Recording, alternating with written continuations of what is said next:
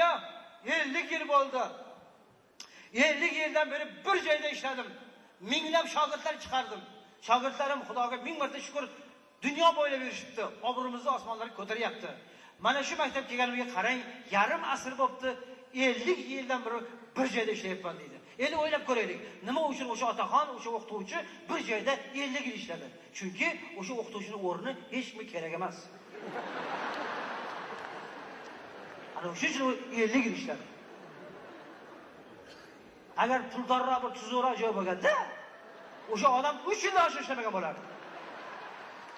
Tagiga suv qo'yib, tuhmat qilib, g'iybat qilib, yo'qotib yuborardi bo'lsa.